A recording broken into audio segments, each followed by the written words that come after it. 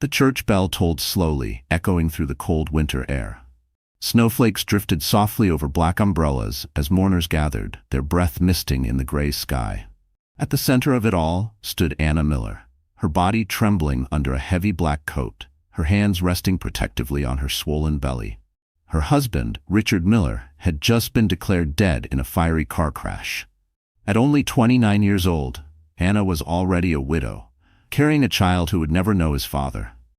Tears rolled down her pale cheeks as she clutched the folded flag handed to her, her entire body shaking with grief. The minister's words blurred in her ears. She couldn't breathe, couldn't think, couldn't even imagine how she was going to raise this baby alone. Her world had collapsed overnight.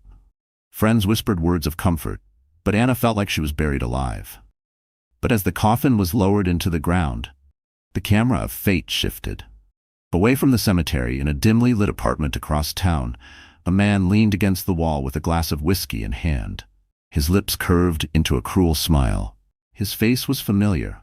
It was Richard, very much alive. His eyes glimmered with satisfaction as he watched the scene of his own funeral broadcast briefly on the evening news. Beside him, a striking young woman with sharp features and fiery red lipstick rested her head on his shoulder. Sophia Lane, his mistress. She whispered, "It's done. She thinks you're gone." Richard smirked, his voice dripping with venom. "Good, soon she'll be gone too. No more wife, no more baby. Only us, and the life we deserve." Back at the funeral, Anna's older brother Michael stood stiffly near the grave, his arms crossed. Unlike the others, he wasn't crying. His sharp lawyer's eyes scanned the details of Richard's supposed death, his mind ticking with suspicion. Something about the accident report didn't add up. Why had Richard's car been found so far from his usual route? Why were the documents signed off so quickly? And why did the insurance payout already seem to be moving at lightning speed? Michael kept his thoughts to himself for the moment. He didn't want to burden Anna, who was already shattered. But deep down, a seed of doubt began to take root. Richard's story was far from finished. As the mourners drifted away, Anna stayed by the grave long after the service had ended. She whispered through sobs, "Richard, why did you leave me?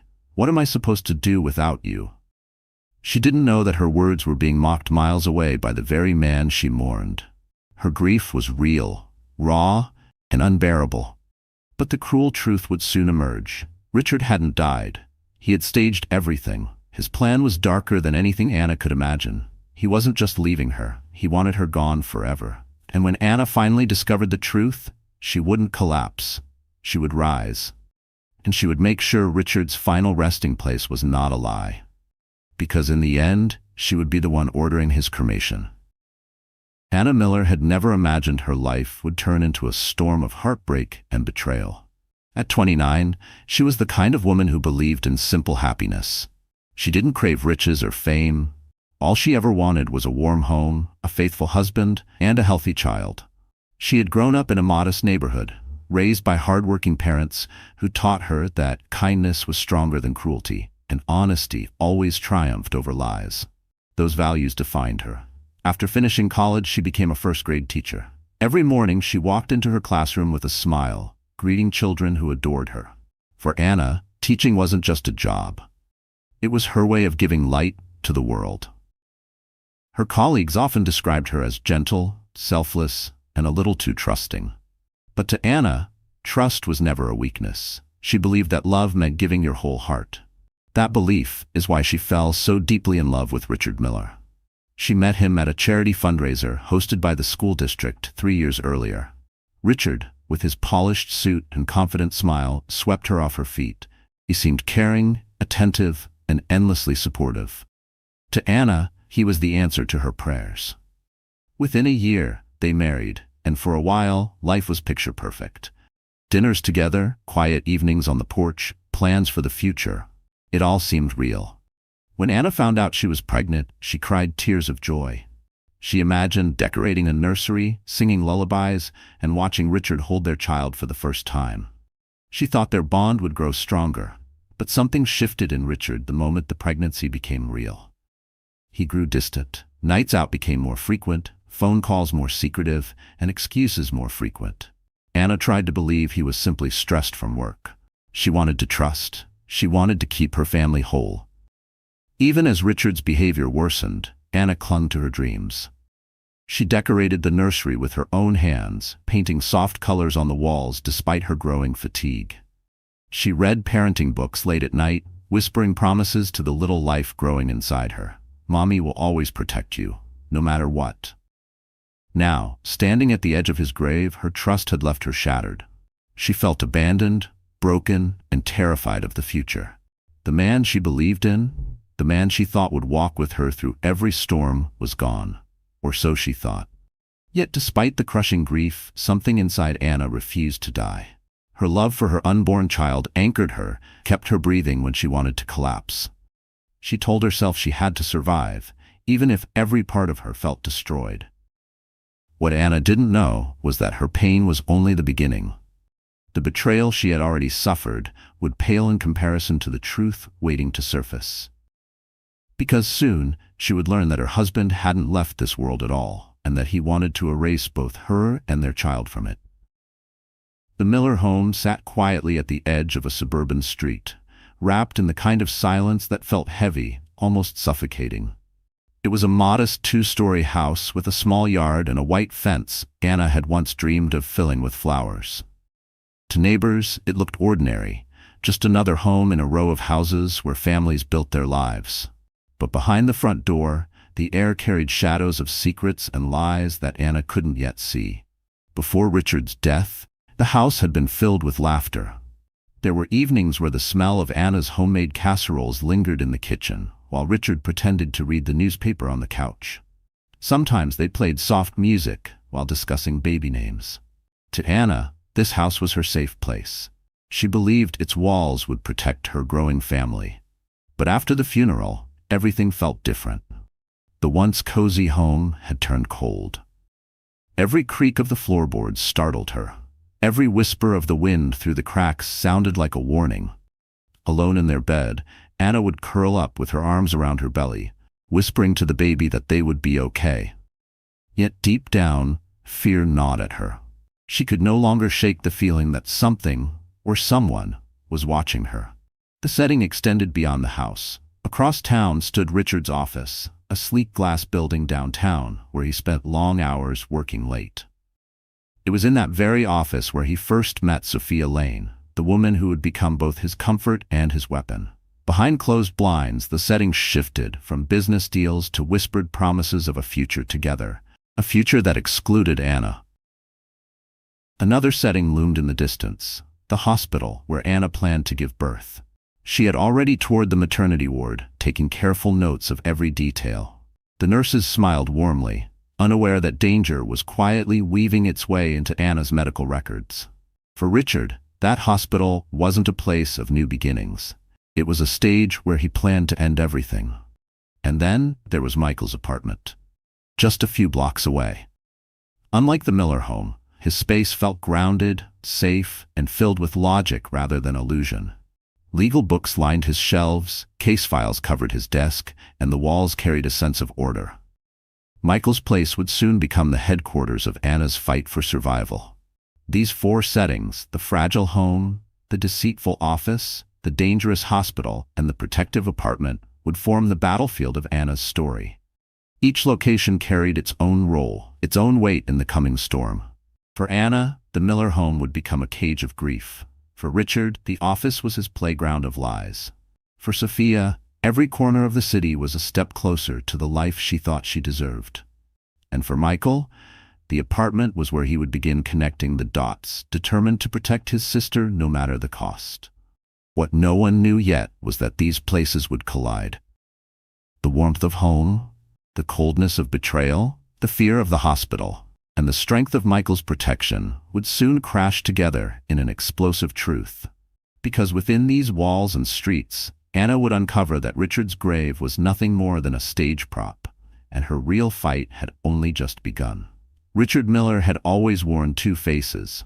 To the outside world, he was the charming husband, the reliable businessman, the man with a perfect smile and a polite handshake. People admired him. Neighbors waved at him. Teachers at Anna's school thought he was supportive, even generous. But behind closed doors, away from the watchful eyes of society, Richard was something else entirely. His true nature was darker, colder, and far more dangerous. From the beginning, Richard was obsessed with appearances.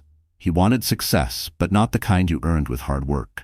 He craved shortcuts. He despised limits. He believed the world owed him more than what he had.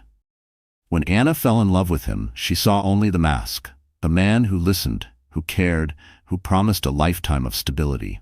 But Richard's promises were lies he told to secure her devotion. At 35, Richard was drowning in debts he refused to admit. His small business was crumbling, and instead of fixing the problems, he gambled away their savings in hopes of striking it big. The more he lost, the more he resented Anna. In his twisted mind, her pregnancy was a burden, another chain holding him down when he wanted freedom. Then came Sophia Lane. She was young, ambitious, and ruthless. Richard met her at his office, and their affair ignited quickly. With Sophia, Richard didn't have to pretend to be the devoted husband. He could reveal his hunger, his greed, his contempt for the life he had built with Anna.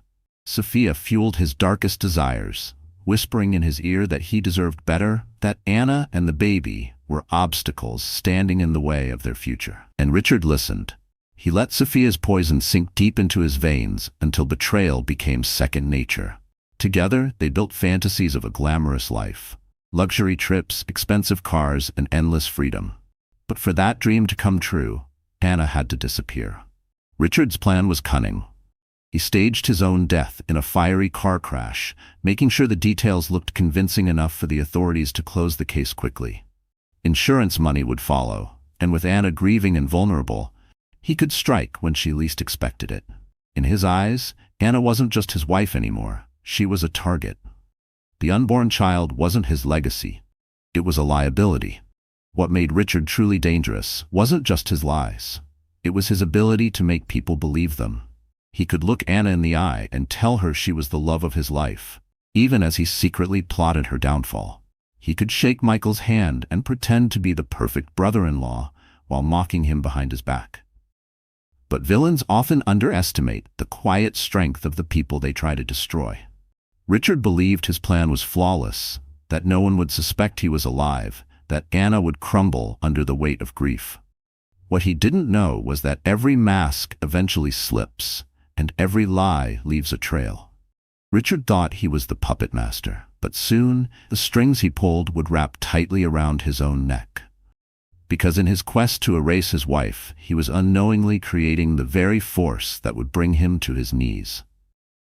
For weeks after Richard's funeral, Anna lived in a haze of grief. She went through the motions of life without truly living it. Each morning, she forced herself out of bed for the baby's sake. Each night, she cried into her pillow, begging for strength. Her neighbors dropped off casseroles, her colleagues sent cards, but none of it filled the emptiness inside her. Still, small cracks began to appear in the stories she had been told. One Sunday afternoon, Anna attended a community memorial where Richard's name was read among other accident victims. People approached her with sympathy, hugging her and offering condolences. But then, in the middle of the crowd, a woman whispered something that froze Anna's heart. "I'm so sorry for your loss. But wasn't your husband just seen at the downtown hotel 2 days ago?" Anna's face went pale. "That's impossible," she stammered. The woman quickly apologized, insisting it must have been someone else, but the seed of doubt had been planted. Anna couldn't shake the thought. If Richard was gone, why were people still seeing him? That night, as she sat in her kitchen staring at the empty chair where Richard used to sit, her brother Michael dropped by. He set a stack of papers on the table, insurance forms, accident reports, and hospital records. His voice was firm. "Anna, something's not right. The details don't match. The car was found miles away from where Richard was supposed to be. And look at this. The body they claimed was his was burned beyond recognition. They identified him through dental records, but those can be faked." Anna felt dizzy. She shook her head, refusing to believe it. "Michael, please, don't do this to me. I can't handle the idea that he might have lied about something like this." But Michael leaned closer, his tone urgent. "I'm telling you, he's not gone. He wanted us to believe he was." Anna wanted to dismiss it, but the next day it delivered another blow. While shopping for groceries, she caught a glimpse of someone across the parking lot.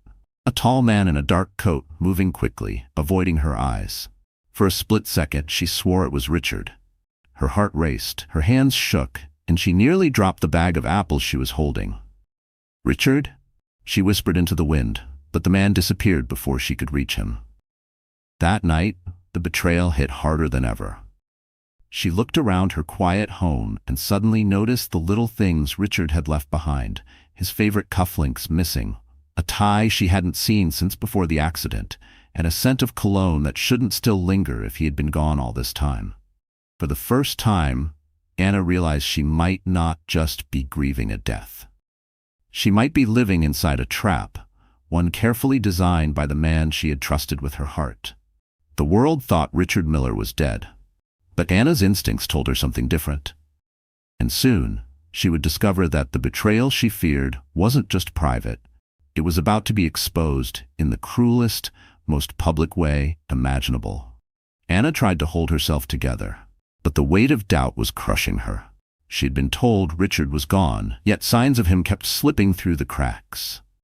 Each day felt like walking through quicksand, every step pulling her deeper into confusion and fear. One evening, she sat alone in the nursery she had lovingly decorated. The walls were painted a soft pastel blue, the crib neatly assembled, a tiny blanket folded at the edge. It should have been a place of joy, a symbol of hope. Instead, it felt like a prison of unanswered questions. She ran her fingers over the crib's railing, her voice trembling. "Where are you, Richard? Why are people seeing you if you're supposed to be dead?" Her heart ached as tears streamed down her face. She had tried to be strong for the baby, but the silence in the house was unbearable. Every shadow looked like a threat. Every sound made her jump. Sleep became impossible. The collapse began slowly but hit hard. One morning, Anna stood in front of the mirror and didn't recognize the woman staring back. Her eyes were sunken, her skin pale, her smile gone. She whispered to herself, "I'm losing my mind." Michael noticed the change. When he stopped by to check on her, he found her sitting on the floor of the living room, surrounded by unopened mail and untouched meals. She clutched her belly tightly, rocking back and forth. "Anna," he said softly, kneeling beside her, "you have to eat. You have to take care of yourself and the baby." She shook her head violently. "How can I take care of anyone when I don't even know what's real anymore? What if Richard is alive? What if he's out there waiting for me to let my guard down?" Michael put his hand on her shoulder, but her fear was beyond comfort. She felt trapped in her own home, haunted by memories of a man who might still be breathing, plotting, watching. That night, Anna reached her lowest point. Alone in the dark, she broke down completely. She screamed into her pillow, sobbing until her voice was raw. She begged for answers, for relief, for a sign that she wasn't going insane. Her cries echoed through the empty rooms, a heartbreaking reminder of just how abandoned she felt. At one point, she even whispered, "Maybe it would be easier if I just disappeared," but then, a faint kick from her unborn child pulled her back. She froze, her tears slowing as she placed her hand on her stomach. The baby was alive. The baby needed her. That moment reminded her of the promise she had made, to protect her child no matter what. Yet even with that spark of determination, she was still fragile, still teetering on the edge of collapse.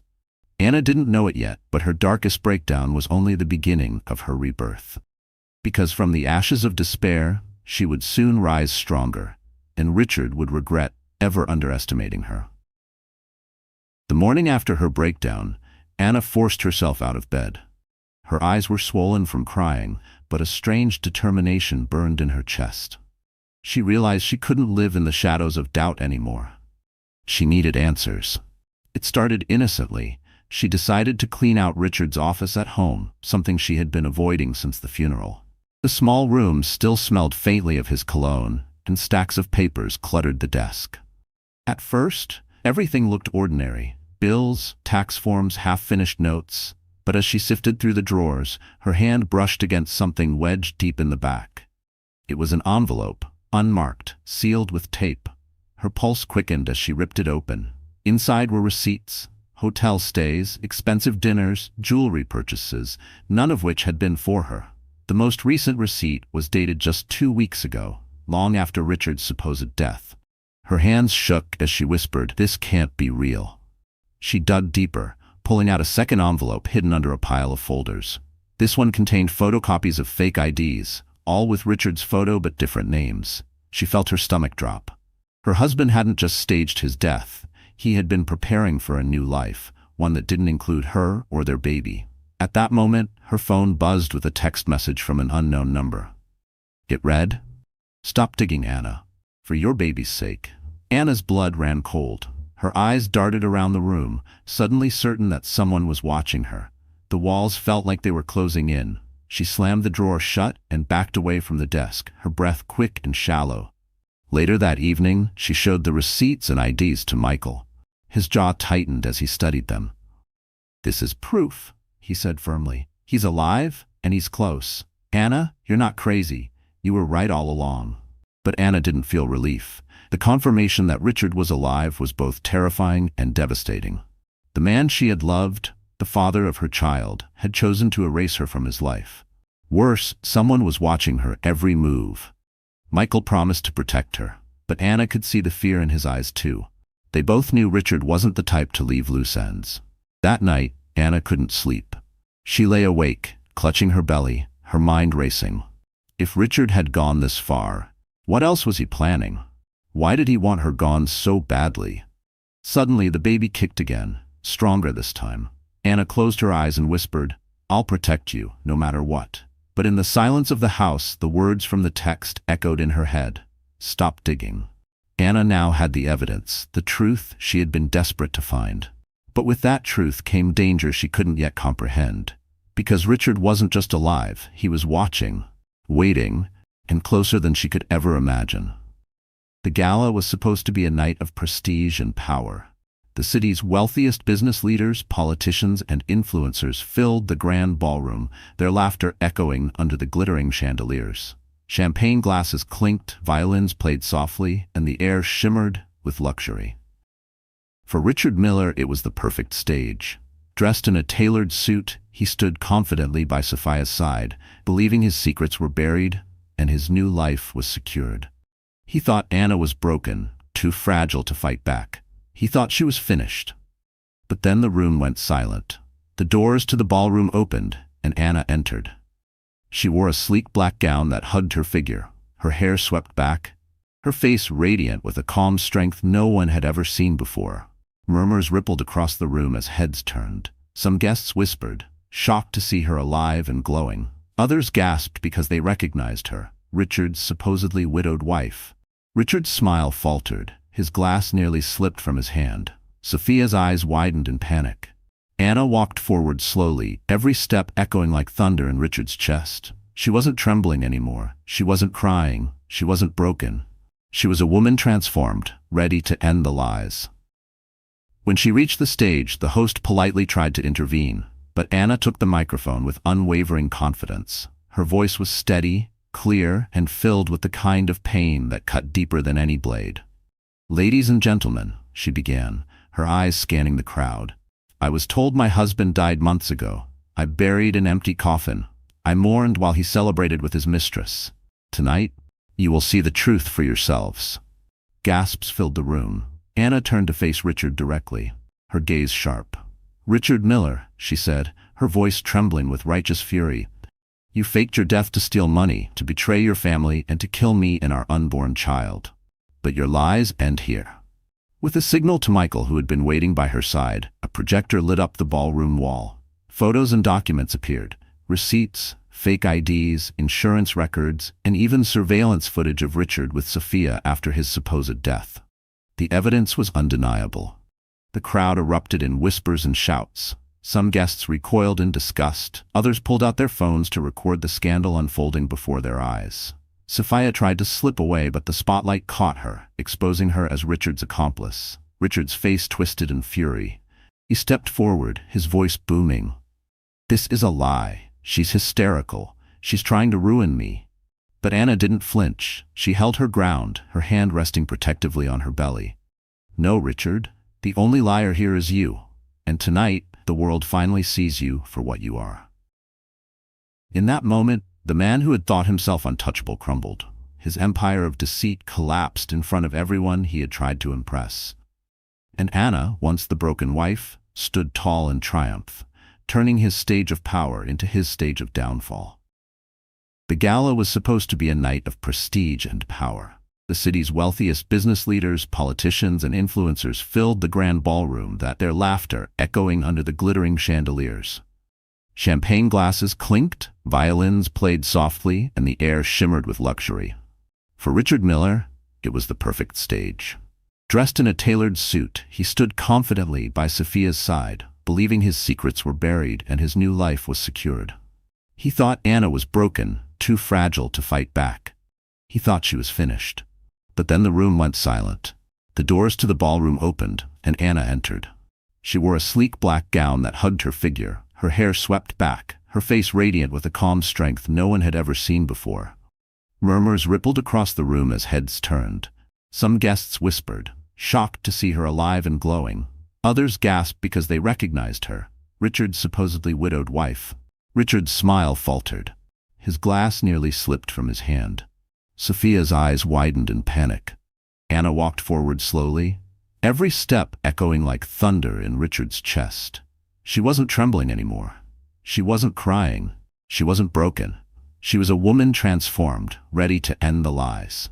When she reached the stage, the host politely tried to intervene, but Anna took the microphone with unwavering confidence.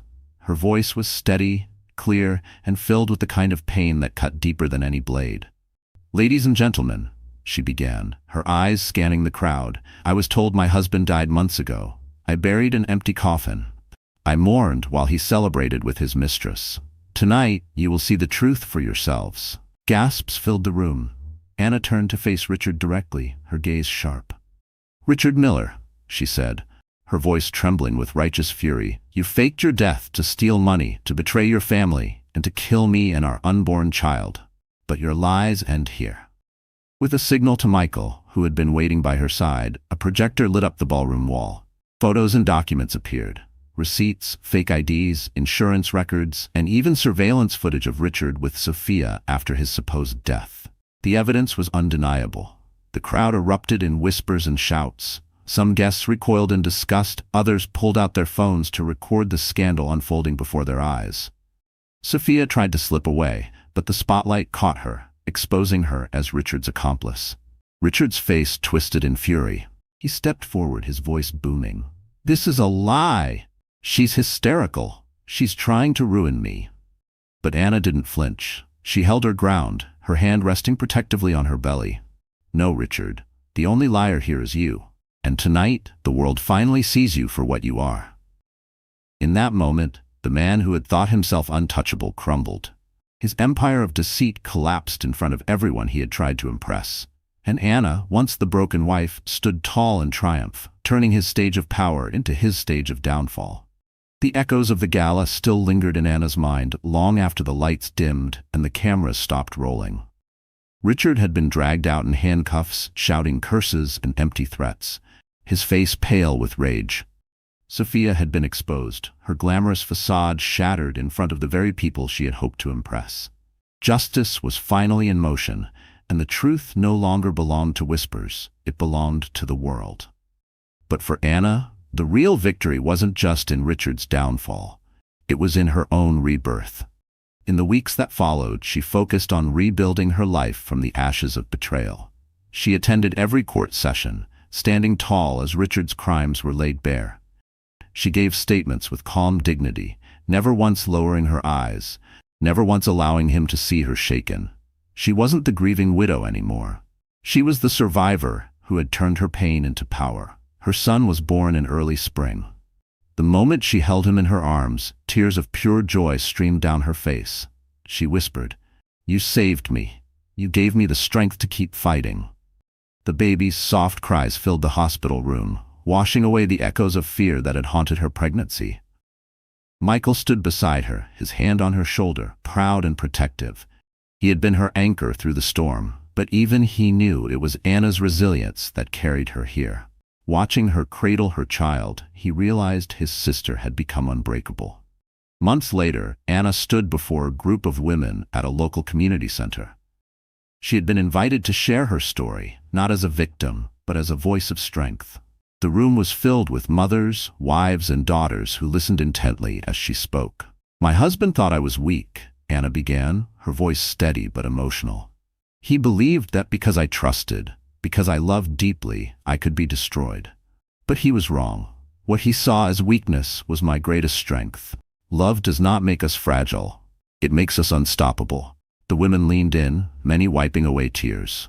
Anna continued, her eyes shining. "I survived betrayal, deception, and a plan meant to erase me.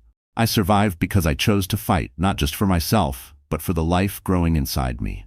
To every woman here, never let anyone convince you that you are powerless. You carry strength inside you that no betrayal, no lie, no man can ever take away." When she finished, the room erupted in applause. Women stood, some hugging each other, others reaching for Anna's hands. She had touched something deep within them, a reminder that their worth, their strength, was greater than the pain they endured. That night, as Anna rocked her baby to sleep in the quiet nursery, she whispered her final vow. "You will grow up knowing that your mother never gave up. You will know that love and truth always win." And for the first time in a long time, Anna felt peace. The woman who was once meant to be erased had written her own ending, a story of survival, strength, and a victory no one could take away. The courtroom was packed. Reporters filled every bench, cameras lined the back wall, and the weight of silence pressed on the room as the trial of Richard Miller began. Once admired in social circles, Richard now sat in a prison jumpsuit, his hands cuffed, his eyes darting nervously. The mask of charm he had worn for years was gone. What remained was a desperate man stripped of power. Anna sat in the front row, her brother Michael beside her, her baby resting quietly in a carrier at her feet. She didn't come to gloat. She came for closure. For months she had carried the scars of betrayal, but now she would watch justice be done. The prosecutor painted a chilling picture of Richard's crimes. Evidence projected on a large screen revealed everything. The staged accident, the fake IDs, the insurance fraud, and most horrifying of all, the plan to eliminate Anna and their unborn child. Gasps filled the room as the details were laid bare. Richard had not only betrayed his wife, he had betrayed humanity itself. When Anna was called to the stand, she walked with steady steps. Her voice did not shake as she recounted the pain of burying an empty coffin, the terror of being stalked, and the heartbreak of discovering her husband had plotted against her. Every word was like a dagger to Richard's crumbling facade. He tried to glare at her, but she didn't flinch. She looked him straight in the eye and spoke the truth he could no longer deny. Then came Sophia's turn. Dressed in expensive clothes that now looked cheap under the courtroom lights, she tried to present herself as a victim. She claimed Richard manipulated her, that she never knew the full extent of his plan. But the evidence told another story. Text messages between her and Richard revealed her eagerness for Anna's disappearance, her promises of a new life built on Anna's suffering. The jury didn't buy her lies. Neither did Anna. As Sophia broke down in fake tears, Anna realized something important. This woman had once been her replacement, the shadow that threatened her life. Now she was nothing more than a desperate accomplice, exposed and powerless. After weeks of testimony, the verdict came. Richard Miller was found guilty on all counts: insurance fraud, conspiracy to commit murder, attempted murder, and faking his own death. The judge's gavel came down hard. Life in prison without the possibility of parole. Sophia faced her own punishment. Though she avoided the harshest sentence by testifying against Richard, she was convicted of conspiracy and fraud. Her career was destroyed, her reputation ruined, and her freedom cut short. The glamorous mistress who once dreamed of wealth and power would now live in shame and regret. As Richard was led away in shackles, he turned back toward Anna, his eyes burning with hatred. But Anna didn't look at him with fear. She looked at him with strength. He no longer had control. He no longer had power. His downfall was complete. In that courtroom, justice wasn't just served, it was delivered by the very woman he had tried to erase. When the trial ended and Richard was locked behind bars, Anna stepped outside the courthouse with her baby in her arms. For the first time in months, the air felt lighter. She inhaled deeply, as though her lungs had been starved of oxygen during the storm. The nightmare was over. But her healing journey was only beginning. At home, The quiet no longer terrified her. Instead, it became a space of recovery. The house that once felt like a cage slowly transformed into a sanctuary again. She repainted the nursery, this time in soft yellow, a color that made her smile. She filled the shelves with books and toys, tiny promises of a future that would no longer be stolen from her. Every night she rocked her son to sleep, whispering lullabies with tears of gratitude in her eyes. "We made it," she told him softly. "We're safe now." Mommy kept her promise. His little fingers wrapped around hers, grounding her in the present moment. Still, healing wasn't easy. There were nights when the memories clawed their way back. Richard's face, Sophia's smirk, the chilling text messages. Some nights she woke up in a cold sweat, clutching her son, afraid of shadows that weren't really there. But she learned to breathe through the fear. She reminded herself that Richard was behind bars, that his power over her was gone forever. Michael remained by her side, visiting often, helping with the baby, reminding her she wasn't alone. He became more than a brother. He became a father figure to her son, filling the void Richard had left. Seeing Michael gently rock the baby or laugh as the child grabbed his tie gave Anna hope that her son would grow up surrounded by love, not lies. Slowly, Anna began opening herself back to the world. She returned to her job at the elementary school, greeted warmly by her students who had missed her. Their laughter filled her days with joy, their innocence reminding her of why she had chosen teaching in the first place. For the first time in a long while, she felt purpose beyond survival. On weekends, she started attending support groups for women who had endured betrayal and abuse. Sitting in a circle of survivors, she shared her story not with shame, but with pride. Each time she spoke, she grew stronger. She saw how her words inspired others, how her journey gave them courage to face their own pain. Anna realized healing wasn't about erasing the past. It was about reclaiming her future. It was about choosing not to be defined by betrayal, but by resilience. One evening, as the sun set in golden light across the yard, Anna held her son close and whispered, "You will grow up knowing the truth, but also knowing that love is stronger than hate. We are proof that darkness doesn't win." Her scars would always be there, invisible yet deep. But those scars were no longer marks of weakness. They were symbols of survival. Anna had not only survived Richard, she had risen beyond him, building a new life rooted in strength, love, and unshakable hope. Spring arrived gently, bringing warmth to the city after a long, bitter winter. For Anna Miller, it symbolized more than a change of season. It was the start of a new chapter, a life no longer haunted by Richard's lies, but defined by her own strength and choices. Each morning, sunlight spilled into her home as she held her son by the window. The boy's laughter echoed through the rooms, replacing the silence that once suffocated her. She watched him reach for the light with tiny fingers and thought, "That's what we're doing. We're reaching for the light together." Anna began to rebuild her world piece by piece. She returned to teaching, but with a deeper sense of purpose. Standing in front of her class, she carried not just lessons in math and reading, but in resilience. When her students asked why she had been gone, she simply said, "Sometimes life tests us, but if we keep believing, we can overcome anything." The children nodded, too young to understand the depth of her words, but they felt the warmth in her voice. Outside of work, Anna made changes that symbolized her new beginning. She planted a garden in the yard, something she had always wanted but never had time for. With each flower that bloomed, she felt a piece of her heart mend. She repainted the living room, letting bright colors chase away the shadows Richard had left behind. Financially, things were not easy. Richard's debts had left scars on their accounts, and though she received some compensation after the trial, it wasn't wealth that Anna sought, it was stability. With Michael's guidance, she created a plan, determined to provide for her son without depending on anyone else. Every step, every small victory, reinforced the truth. She was capable, she was strong, and she was free. In the community, Anna's story had spread. People approached her in the grocery store, thanking her for her courage. Women sent her letters, saying her strength gave them hope to leave their own toxic relationships. At first, Anna felt shy about the attention, but soon she realized that sharing her journey wasn't just about her. It was about helping others rise too. Michael remained her closest ally. He encouraged her to dream again, to imagine a future filled not with fear, but with possibilities. "You don't have to stay in the shadow of what happened," he told her one evening as they sat on the porch. "You can build something beautiful out of it." And Anna believed him.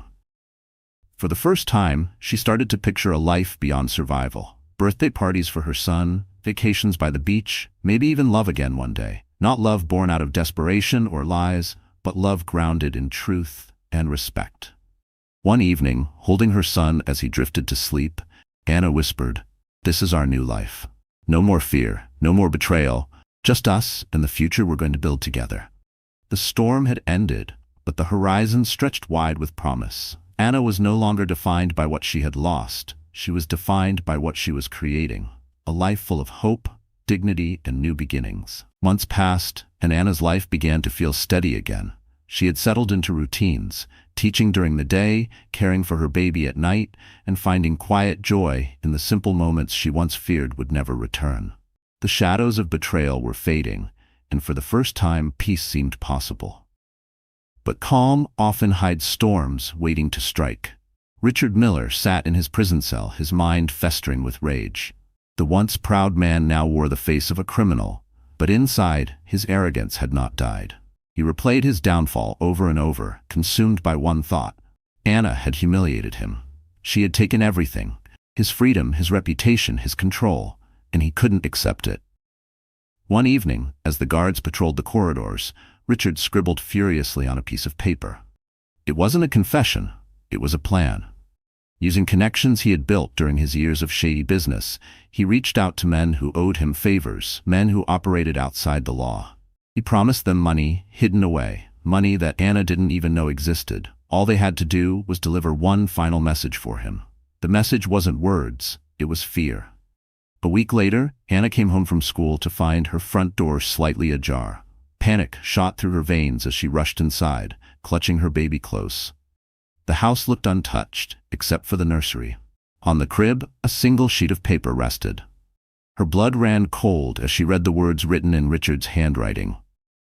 "This isn't over. You belong to me." Her knees buckled and she sank to the floor, holding her child against her chest. The false calm she had been living in shattered instantly. Michael rushed over as soon as she called, his face hardening with fury. "He's behind this," he said. "Even from prison, he's trying to control you. But I won't let him succeed." Together they went to the police. The handwriting was analyzed and the threat confirmed. Though Richard was physically behind bars, his influence still reached beyond the prison walls. Anna realized that until Richard's power was fully destroyed, she would never truly be free. That night, she sat by her son's crib, watching him sleep. Fear gnawed at her, but so did determination. She whispered, "You will never live in your father's shadow. I won't let him win." In prison, Richard smirked as he imagined her terror. To him, the message was proof he still held control. But what he didn't know was that his desperate move would backfire. By trying to reassert power, he was giving Anna and Michael the leverage they needed to finish what had been started. The false calm was gone. The battle wasn't finished, and Anna, once a grieving wife, was about to become the force that would finally bury Richard's influence forever. The threat left on the crib was the breaking point. Anna knew she couldn't continue living in fear, waiting for Richard's shadow to creep back into her life. She had already survived his lies, his staged death, his betrayal. She wasn't going to let him control her from behind prison bars. Michael understood this better than anyone. Sitting at her kitchen table late one evening, surrounded by legal documents and notes, he leaned forward, his expression hard. "We can't just react to Richard anymore. We need to go on the offensive. We need to cut off every piece of power he thinks he still has." Anna nodded, her hands trembling slightly as she held a cup of tea. "But how? He's in prison. I thought that was the end." Michael's eyes narrowed. For men like Richard, prison isn't the end, it's just another stage. He still has connections, hidden money, people willing to do his dirty work. If we want real peace, we have to expose every last piece of his corruption. We have to make him irrelevant. The plan began with Richard's finances. Michael contacted investigators he trusted, digging into every bank account, every shell company, every offshore asset Richard had ever touched. Slowly, the puzzle came together. Richard had hidden money, enough to fund his schemes and buy loyalty. But now that money became a weapon Anna and Michael could use against him. Next, they targeted his network. Richard's associates, the men who had helped him leave the threatening message, were tracked down. Some were arrested on unrelated charges. Others flipped quickly when offered deals. Piece by piece, Richard's reach beyond the prison walls began to crumble. But the most powerful strike came from Anna herself. Encouraged by Michael, she agreed to sit down for a televised interview. The cameras rolled as she shared her story, not just about the betrayal and the trial, but about the ongoing threats. She looked straight into the lens and said, "My husband thought fear could control me. He thought silence could bury the truth. But I will not be silent, and I will not be afraid. He cannot hurt us anymore." The broadcast went viral. People across the city and beyond saw her strength. Public outrage grew against Richard, and pressure mounted on the prison system to isolate him completely. Guards increased surveillance, cutting off his ability to send messages. His so-called allies turned their backs, unwilling to be linked to a man whose power was disintegrating. When Richard saw the interview from a small prison television, his face twisted with rage. He smashed his fist against the wall, realizing the truth. Anna wasn't the broken woman he left behind. She was the one dismantling his empire piece by piece. Back at home, Anna felt a calm she hadn't known in years. She tucked her son into bed and whispered, "We're winning. He can't touch us anymore." It wasn't just survival anymore. It was victory in motion. Because by cutting Richard's strings, Anna was finally turning the man who once controlled her life into nothing more than a powerless ghost. Even as his empire crumbled and his influence faded, Richard Miller refused to accept defeat. Locked behind bars, stripped of wealth and allies, he still clung to the belief that he could twist the story in his favor. If he couldn't control Anna with fear, he would try something more dangerous: manipulation. It began with letters. One morning, Anna opened her mailbox and froze. Inside was an envelope marked with the prison's return address. Her hands shook as she tore it open. The letter inside was written in Richard's neat handwriting, dripping with false remorse. "Anna, I know I've hurt you. I know I've made mistakes. But I still love you. I love our son. Don't let Michael poison you against me. He's always hated me, and now he's filling your head with lies. Deep down you know the truth. We belong together. Please, bring the baby to see me. He deserves to know his father." Anna's stomach churned as she read the words. Love? This wasn't love. This was manipulation disguised as apology. For a moment she felt the old wounds open again, the longing for the man she thought Richard had been, the father she wanted for her child. But then her hands tightened around the letter and she ripped it in two. When she showed Michael, he wasn't surprised. "Classic Richard," he muttered. "When threats don't work, he plays the victim. He wants you to doubt yourself. Don't give him that power." But Richard wasn't finished. Weeks later, news broke that he had filed a motion through his lawyers. In a shocking twist, he was demanding visitation rights for the child he had once tried to destroy. The courtroom buzzed with disbelief as the request was read aloud. Richard, dressed in prison garb, stood tall and defiant. "I have a right to see my son," he declared. "Anna is turning him against me. I deserve to be part of his life." Anna's blood boiled. She stood, her voice clear and unwavering. "You tried to kill me? You tried to kill him before he was even born. You don't deserve to even say the word father." The judge's eyes narrowed, reviewing the evidence of Richard's past crimes. His manipulative ploy collapsed under the weight of his own history. The motion was denied, his last attempt at control publicly humiliated. But Anna realized something important that day. Richard would never stop trying. Even broken, even caged, he would keep reaching for ways to pull her down. That knowledge was terrifying, but it also strengthened her resolve. Outside the courthouse, holding her son in her arms, she looked into his innocent eyes and whispered, "He will never own us again. Not with threats, not with lies, not with anything." Inside prison walls, Richard seethed. His last manipulation had failed. For the first time, he felt powerless not just in body, but in spirit. And in that defeat, he began to realize the truth he had always denied. Anna had already won. The day of the final hearing arrived, the one that would close every open door Richard still had left. The courtroom buzzed with reporters and spectators, eager to witness the last chapter of a scandal that had shocked the city. Anna walked in, with Michael by her side, her son safely at home with a trusted friend. She wore no extravagant clothes, only a simple dress and a quiet strength that radiated from within. Across the room sat Richard Miller, handcuffed, dressed in an orange jumpsuit. But even now he tried to carry himself like the man he used to be, smiling arrogantly, flashing looks meant to intimidate Anna.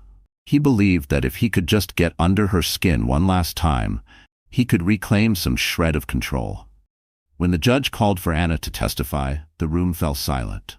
She stepped forward, her heels clicking against the polished floor, and turned to face Richard directly.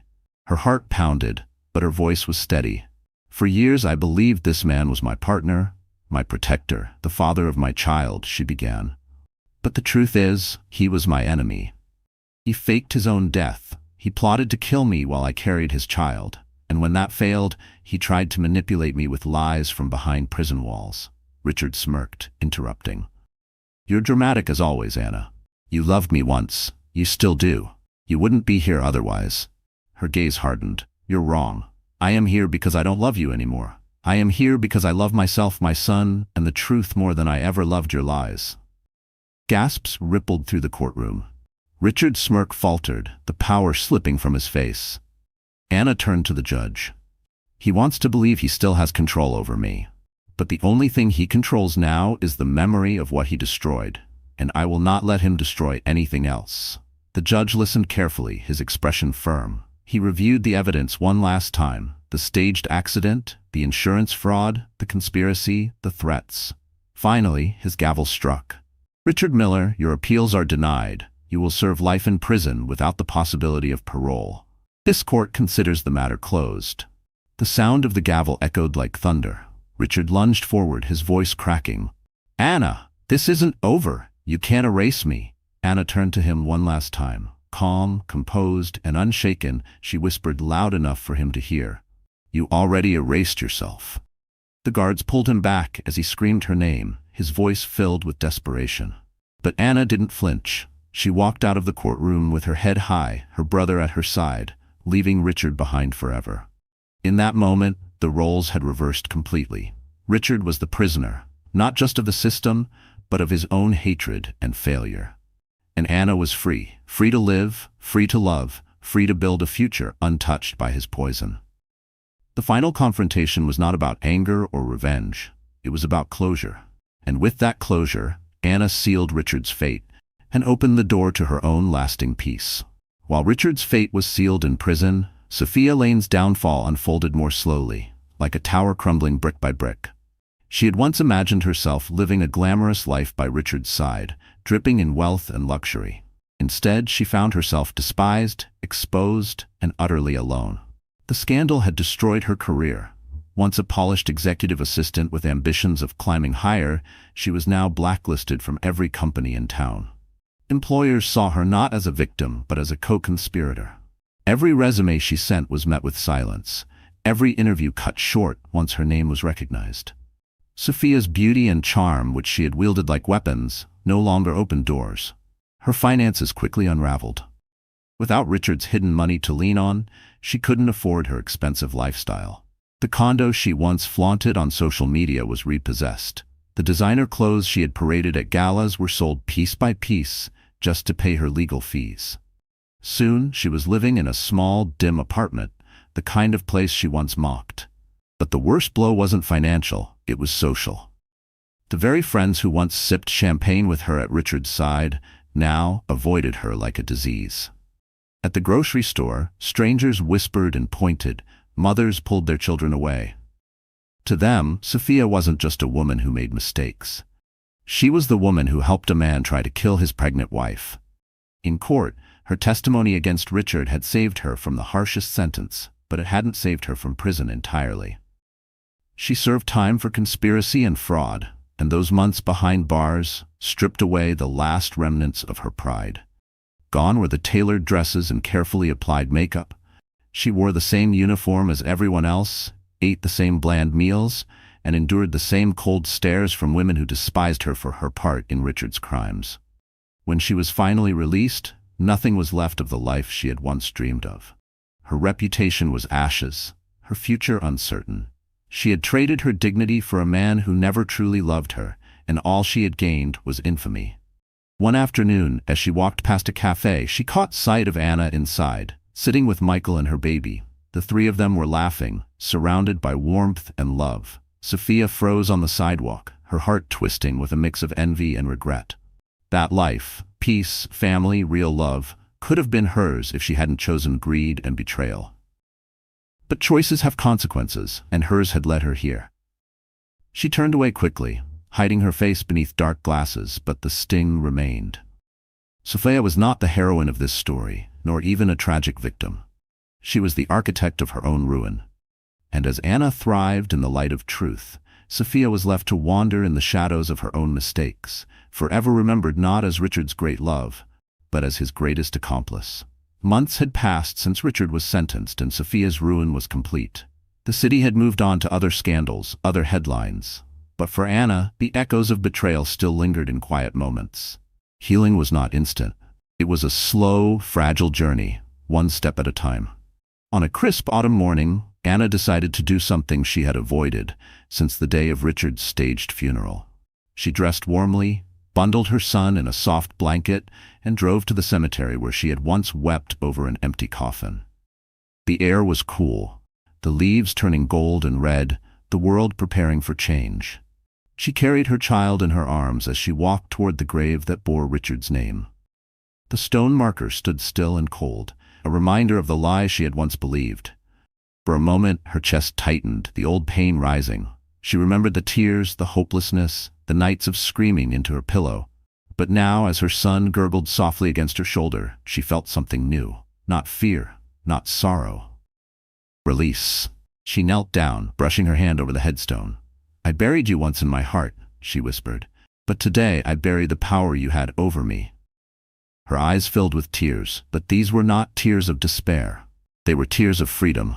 Michael stood nearby, giving her space but ready if she needed him. He watched his sister speak, proud of the strength she had found. Anna continued, her voice steady. "You tried to break me, Richard. You tried to erase me and our son. But look at us now. We survived, we thrived, and you," she glanced at the stone, "you will never hurt us again." Her son stirred in her arms, reaching a tiny hand toward the sunlight streaming through the trees. Anna smiled through her tears. That gesture felt like a sign, a reminder that life always reaches toward the light, no matter how dark the shadows. She stood, straightened her shoulders, and turned her back on the grave. As she walked away, it no longer felt like a place of mourning. It felt like a closed chapter, one she would never revisit. Later that day, Anna joined Michael and a few close friends for dinner. Laughter filled the room, warm and genuine. She raised her glass of sparkling cider in a quiet toast. "To the future," she said softly, "to healing, to love." For the first time, the weight in her chest lifted completely. She realized she wasn't just surviving anymore, she was living. Truly living. That night, rocking her son to sleep, Anna sang softly, her voice gentle but strong. The baby's eyelids fluttered shut, his breathing even and calm. As she gazed at his tiny face, peace washed over her. The catharsis was complete. Anna had released the pain, reclaimed her joy, and stepped fully into a life where love and truth triumphed over lies and betrayal. Anna never imagined her pain would one day become a story told by others, a story that inspired hope instead of fear. But as the years passed, her journey transformed from personal survival into something larger, a legacy. It began with the community center. After her healing, Anna continued attending support groups, not only as a participant, but as a mentor. Women who walked in with bruised hearts and tearful eyes found comfort in her presence. She spoke openly, never hiding her scars. "I thought my life was over," she would tell them, "but it was just beginning. If I could survive betrayal and come out stronger, so can you." Her words carried weight because they came from truth. Slowly, Anna became a voice that others leaned on. Soon, invitations came from schools, conferences, and even national organizations. She wasn't just Anna Miller, the betrayed wife. She became Anna Miller, the advocate, the survivor, the woman who turned ashes into strength. Michael often accompanied her, proud of the sister who had once been so broken but now stood as a beacon. "You've turned tragedy into power," he told her one evening after a speaking event. Anna smiled softly. "I didn't do it just for me. I did it for him." She glanced at her son, now a bright little boy with his father's eyes but none of his father's cruelty. Her son grew up knowing the truth, not the ugly details that could scar him, but the lesson that his mother wanted him to carry. That love and courage outlast lies and betrayal. On his 10th birthday, as he blew out his candles, Anna whispered to him, "Your life is proof that light wins. Never forget that." Meanwhile, Richard's name faded into obscurity. Locked away for life, his influence shrank to nothing. His once feared reputation became a cautionary tale whispered in law schools and criminal classes, how arrogance and deceit lead only to ruin. Sophia, too, disappeared into the shadows of regret, her downfall serving as a reminder of the cost of greed. But Anna's name lived on, not in scandal, but in honor. Newspapers wrote features about her resilience, documentaries captured her journey. And when asked how she managed to endure so much, Anna always gave the same answer. "I wasn't alone. I had my child, my brother, and the strength inside me that Richard never saw. That strength is inside every woman." Years later, standing on a stage in front of hundreds of women, Anna shared her closing message. Her son sat proudly in the front row, clapping the loudest. Her voice carried through the room, steady and unshaken. "We all carry scars. Some are visible, some are hidden.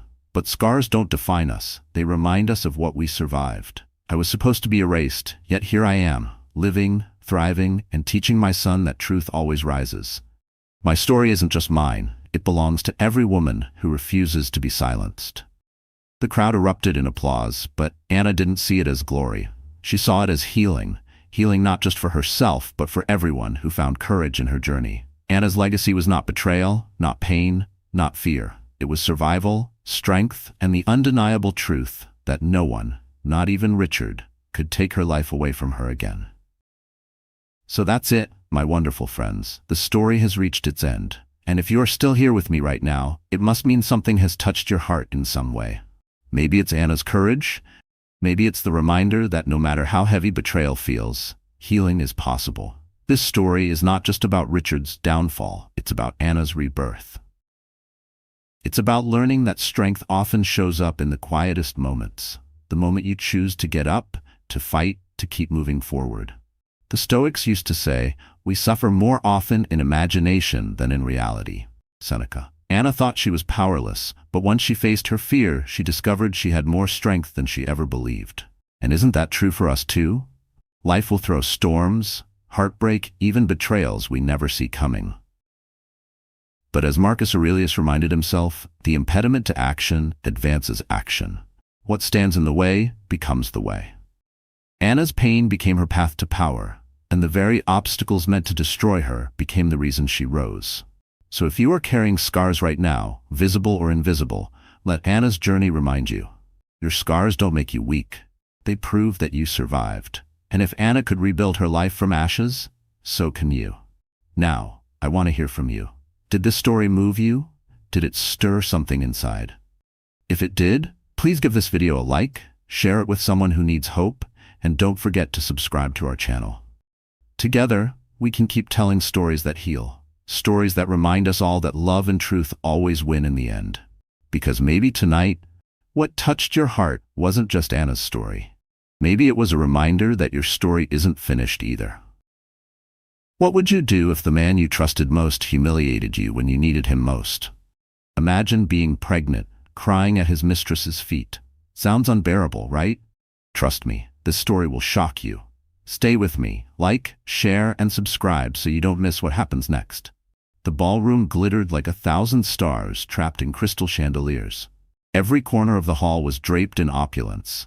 Velvet curtains, golden candelabras, and a polished marble floor that reflected the movements of Manhattan's wealthiest elite. Laughter, music, and the soft clinking of champagne glasses created an atmosphere of triumph. Tonight was supposed to be the pinnacle of success for Richard Langford, a self-made millionaire who believed the city was his playground. He stood at the center of it all, basking in the glow of admiration, his arm wrapped around a woman who was not his wife. That woman was Vanessa Reed, 26, ambitious and stunning in a scarlet gown that hugged her figure like a lover's embrace. She leaned into Richard's side, whispering jokes into his ear as guests glanced over, some with envy, others with disgust. But Richard didn't care. For months, he had paraded Vanessa through Manhattan's exclusive circles as though she were a trophy he had earned. What mattered most to him was the attention. He thrived on it, the same way he thrived on business deals and risky gambles. Near the edge of the ballroom, unnoticed by most, a heavily pregnant woman struggled to keep her composure. Her name was Evelyn Langford, Richard's wife. At 6 months along, she should have been at home resting, safe and cherished, but instead she found herself standing alone in a room full of strangers, watching the man she had sacrificed everything for embrace another woman as though Evelyn no longer existed.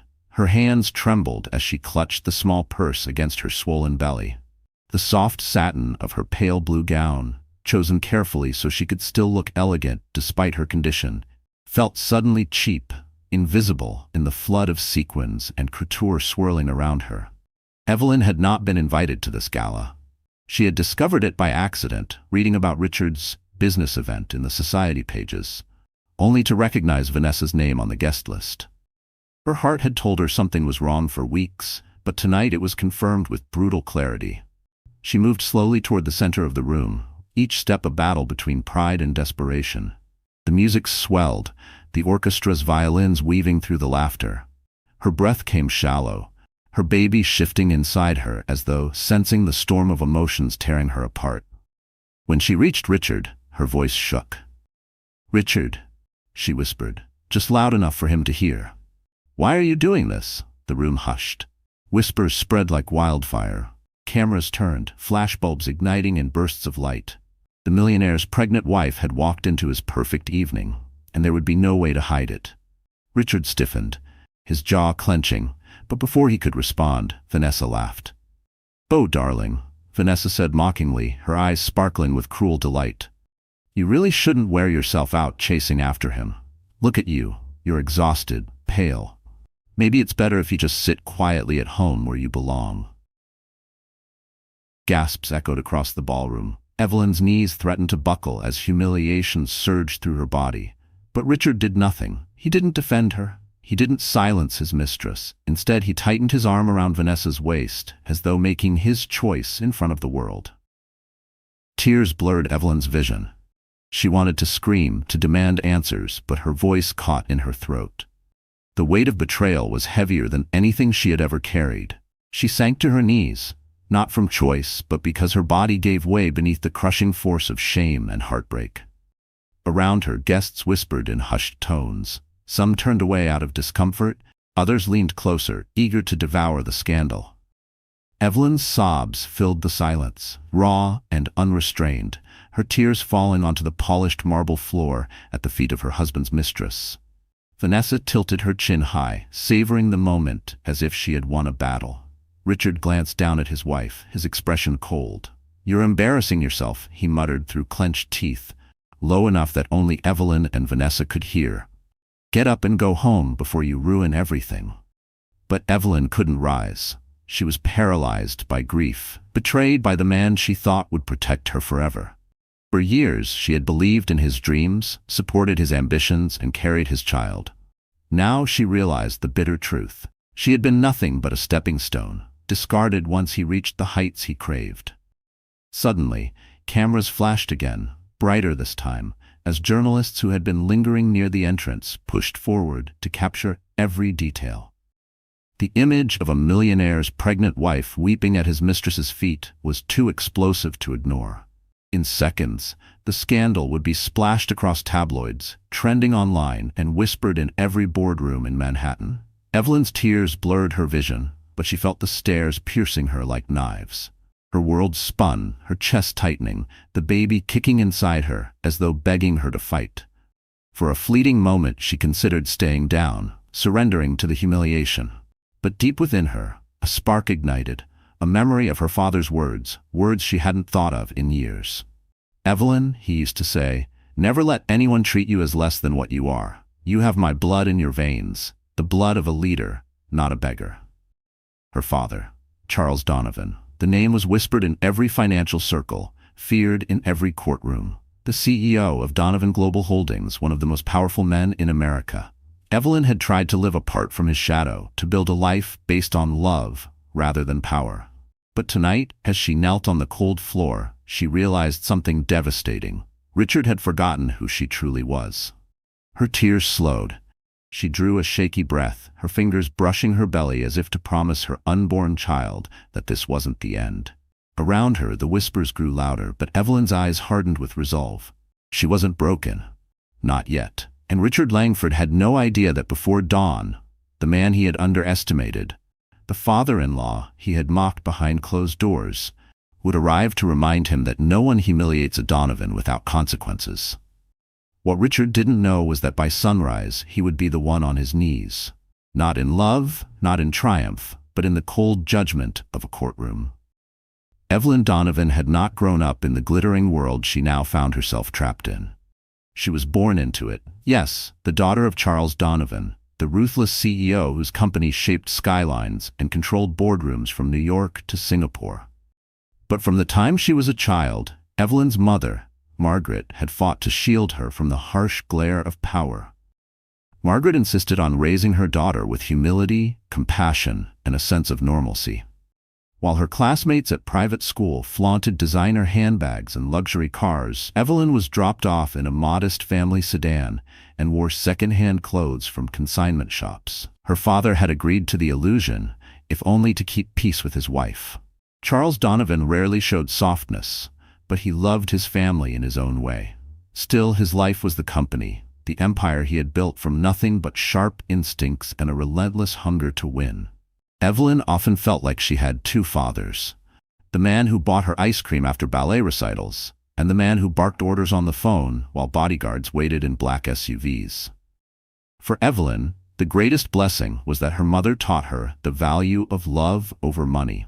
She grew up believing she would choose her own path, one far away from boardrooms, contracts, and bloodthirsty ambition. That was why, when she met Richard Langford, she allowed herself to fall in love. Richard hadn't been anyone special when they first crossed paths. He worked as a mid-level sales manager at a luxury car dealership. He was charming, attentive, and hungry for success. At the time, Evelyn was volunteering at a literacy program in Chicago, trying to live a simple life away from her father's influence. She had introduced herself only as Evelyn, leaving out her last name, hoping for a connection based on sincerity. Richard pursued her with relentless energy. He sent flowers, planned romantic dinners, and spoke of dreams bigger than his paycheck. He admired her kindness, or so he claimed, and promised her that with him she would never feel alone. For a girl who had always felt like an accessory in her father's empire, Richard's attention felt intoxicating.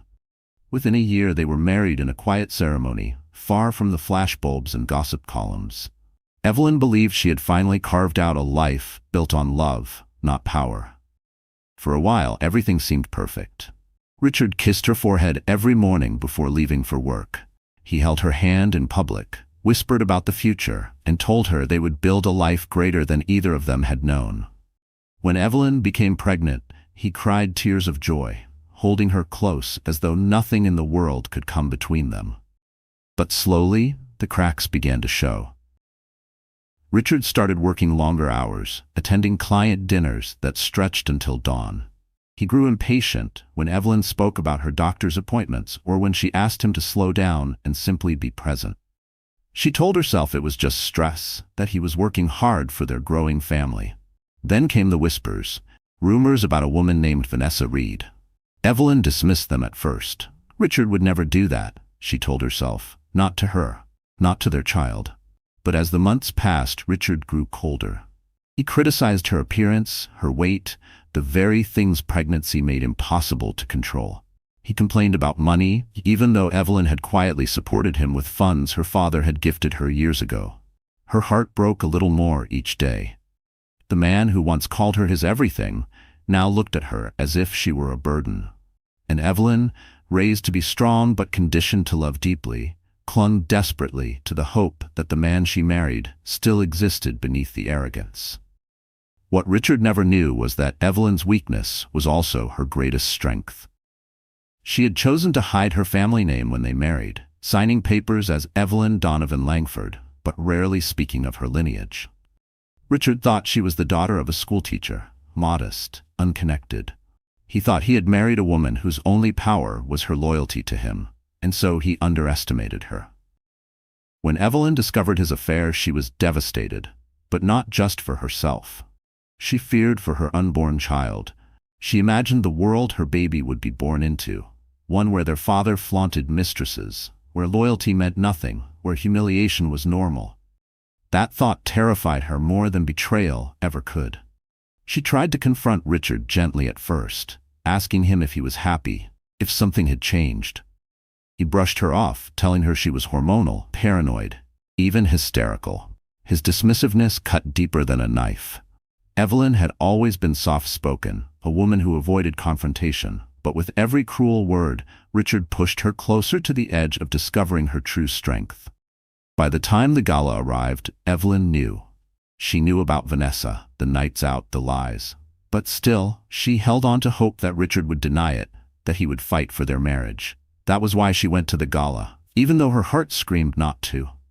She went to test the truth, to see if her husband still recognized her as his wife, the mother of his child. What she found instead was a nightmare. Vanessa standing beside him, Richard ignoring her pain, the humiliation of being mocked, abandoned, and left to cry at another woman's feet. But humiliation has a strange power. It burns, yes, but it also hardens. That night, as Evelyn sobbed on the ballroom floor, something inside her shifted. She was not just a wife, not just a pregnant woman clinging to hope. She was the daughter of Charles Donovan, a man who had never lost a battle in his life.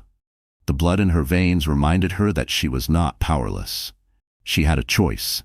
She could walk away broken, or she could rise and make Richard pay for every tear he had caused. As Evelyn left the gala, escorted out by a sympathetic friend who shielded her from the cameras, she whispered a promise to her unborn child. "I will not let him destroy us. I will fight. I will protect you." What she didn't know was that her father had already seen the photographs of her humiliation. And Charles Donovan was not a man who allowed anyone to disgrace his family. By the next morning, the battle lines would be drawn, and Richard Langford would discover that the woman he scorned was not alone. She was the heir to an empire, and her father was preparing to bring him to his knees. The gala at the Langford Towers Hotel was supposed to be a celebration of triumph. At least, that was how Richard Langford had framed it. He called it a charity fundraiser.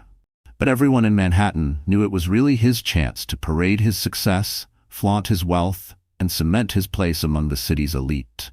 The ballroom pulsed with extravagance, walls draped in velvet, crystal chandeliers glowing like molten gold, and servers gliding between tables with trays of champagne and foie gras. Politicians, socialites, and businessmen filled the hall, all eager to be seen in Richard's orbit. For him, the night was perfect. For Evelyn, it was a crucible. The moment she stepped through the grand double doors, silence rippled through the crowd. Her entrance wasn't dramatic, no fanfare, no spotlight, but the sight of her swollen belly, the unmistakable curve of motherhood beneath her gown, struck harder than any staged announcement could. People whispered, some with pity, others with cruel amusement. "There she is," murmured one woman behind her sequined mask. "The wife. And pregnant too," another man chuckled under his breath. "How awkward." Evelyn ignored them, holding her head as high as she could. Every step across the marble floor felt like walking through quicksand, dragging her deeper into humiliation. She could see Richard near the stage, his arm looped confidently around Vanessa Reed's slim waist. The younger woman glittered in her crimson dress, her smile sharp as a blade. Richard saw Evelyn. For the briefest moment, his confident mask slipped, but instead of shame, his eyes hardened with irritation, as though Evelyn were nothing more than an unwelcome guest crashing his party. He didn't let go of Vanessa. He didn't even step toward his wife. The crowd parted, giving Evelyn a path directly to him. The music faded as if the orchestra itself sensed the scandal unfolding. "Richard," Evelyn whispered, her voice trembling but clear enough to carry. "Why?" The question shattered the room. The silence afterward was deafening. Vanessa tilted her head, her voice dripping with mockery. "Oh, sweetie, he doesn't owe you an explanation. Look at you, 6 months along and still clinging to a fantasy. He's moved on. You should too. Gasps swept across the ballroom. Evelyn's knees wobbled, her chest tight. Her hand instinctively went to her belly, as though shielding her baby from the cruelty aimed at her. She wanted Richard to defend her, to silence Vanessa, to show even the smallest shred of loyalty. But he said nothing. He only tightened his grip on Vanessa's waist. That was the moment Evelyn's body gave way. She sank, her tears splashing onto the marble floor. The image of her, pregnant, broken, weeping at another woman's feet, was captured by dozens of flashing cameras. Within hours, it would dominate headlines, hashtags, and gossip columns. The crowd erupted into whispers. Some shook their heads in sympathy. Others leaned forward, hungry for the spectacle. Evelyn's sobs echoed against the high ceilings, raw and agonizing. She felt stripped bare, betrayed not only by her husband but by the world that seemed to delight in her downfall. But humiliation has a strange way of revealing who truly stands with you. Not everyone in that room looked away. Evelyn caught sight of an older woman near the front table, a philanthropist she recognized from past events. The woman's eyes glistened with empathy, her hand pressed firmly over her heart. Evelyn realized then that not everyone thought she was weak. Some saw her pain and recognized her dignity. And yet, Richard leaned down and hissed, "Get up, Evelyn. You're embarrassing me. Go home." His words cut deeper than the whispers. She wanted to rise, to scream, but her body trembled too violently. Vanessa leaned closer, her voice low enough for only Evelyn to hear. "You'll never win, darling. He's mine now, and soon, so is everything else." Those words lodged in Evelyn's heart like poison. She clutched her purse tighter, her fingers brushing the ultrasound photo she always kept tucked inside. Her baby's tiny heartbeat, the one thing pure in her life, gave her strength to endure. She wiped her tears, forcing herself to breathe through the storm. The orchestra stumbled back into song, desperate to cover the scandal. Guests murmured excuses and turned away, though every eye still flickered toward the drama at the center of the ballroom. Evelyn, barely able to stand, pushed herself upright. Her pride, though battered, refused to let her remain on the floor. She whispered to herself, "Not here. Not like this." Richard smirked, mistaking her silence for surrender. He raised his glass of champagne high, as though to toast his own audacity. But Evelyn saw something else, a flicker of arrogance so blinding he didn't notice the trap forming around him. Because not far from the ballroom, another figure was already arriving. Black town cars lined up at the hotel entrance. Paparazzi outside turned their cameras from Evelyn's humiliation to the new arrival, a man whose name alone could silence Wall Street. Charles Donovan, CEO of Donovan Global Holdings, Evelyn's father, had just stepped out. He had seen the photographs streaming live across social media. He had seen his daughter on her knees, mocked, humiliated, betrayed. And Charles Donovan was not a man who forgave insults to his family. Inside, Evelyn did not yet know her father was near. She only knew that something inside her had shifted. For years she had tried to escape his world of power and control. But tonight, standing in a room where she was treated as worthless, she realized she would need every ounce of Donovan blood in her veins to survive. She lifted her chin, her tears drying, her eyes hardening into steel. The whispers in the room grew sharper, some mocking, some sympathetic. But Evelyn no longer cared. She was done begging for Richard's love. She was done clinging to illusions. Richard, smug and unaware of the storm about to descend, pressed a kiss to Vanessa's cheek in front of the crowd. Cameras exploded again, immortalizing his betrayal. He believed he had won, that Evelyn was defeated, powerless, humiliated beyond repair. But the night was far from over. Because in just a few hours, the same millionaire who had forced his wife to her knees would find himself dragged into a courtroom, standing before a judge, with Charles Donovan watching. And when that moment came, it would be Richard's turn to kneel. Richard Langford liked to call himself a self-made man. Born into a working-class family in Ohio, he clawed his way through community college, hustled in sales, and eventually carved out a career in luxury real estate and automobile dealerships. By 38, he had amassed a fortune that landed him on the radar of Manhattan's elite. But Richard's wealth was not the product of vision or innovation. It was the product of cunning shortcuts, charm weaponized as manipulation, and the ability to step on anyone who got in his way. He wore his ambition like armor. His perfectly tailored suits, his ever-changing fleet of sports cars, his townhouse overlooking Central Park, all of it screamed triumph. But beneath the polish, Richard was hollow. He craved validation more than love, applause more than loyalty.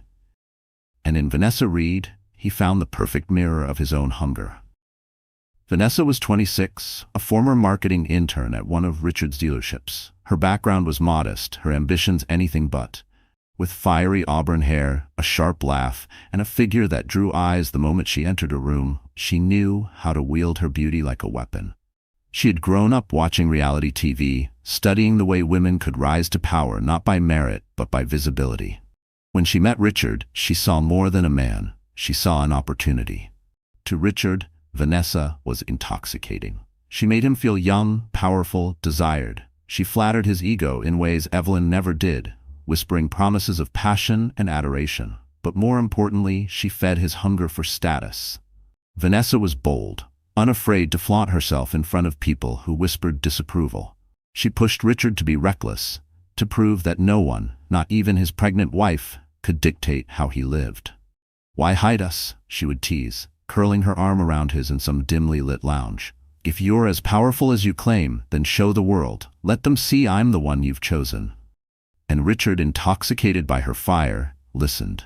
He began to appear at public events with Vanessa on his arm, brushing off the murmurs, convincing himself that no one would dare challenge him. He forgot one crucial fact. His wife was not just Evelyn. She was Evelyn Donovan, daughter of Charles Donovan. But arrogance blinds. Behind closed doors, Richard often mocked his wife. "She's too soft," he told Vanessa one night as they lounged in a penthouse hotel suite. "She hides behind that quiet sweetness, but she doesn't have the spine to stand against me. She won't leave. She needs me." Vanessa smirked, sipping champagne. "Then why not finish it? Divorce her. Give her whatever she wants and let her disappear. You don't need her dragging you down." Richard shook his head.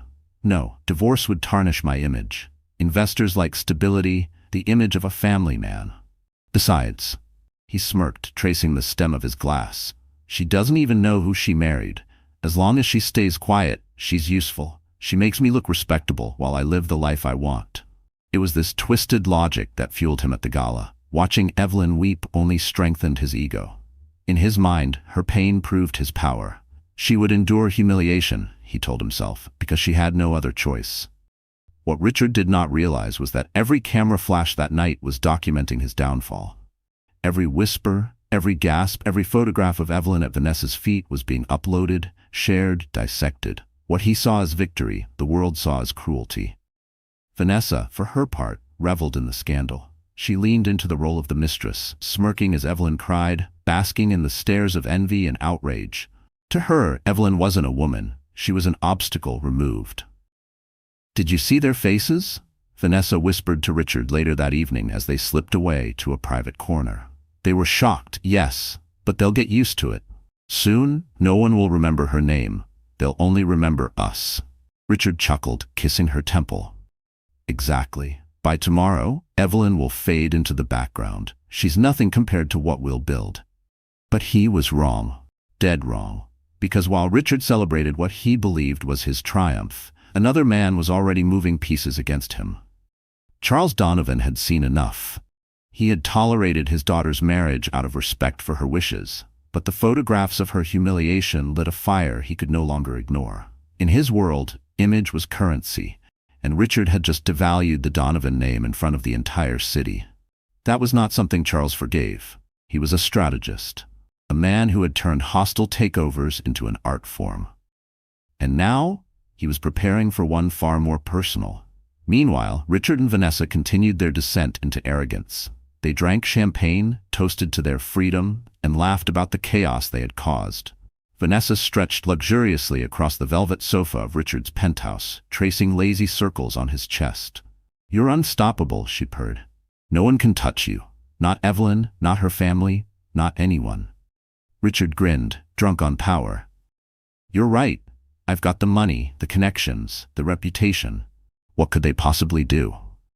Vanessa's laughter filled the room, a high, sharp sound that carried into the night. But as dawn crept over Manhattan, Richard would discover the answer to his own question. He could be touched. He could be destroyed. Because the one man he had underestimated, Charles Donovan, was already setting the stage.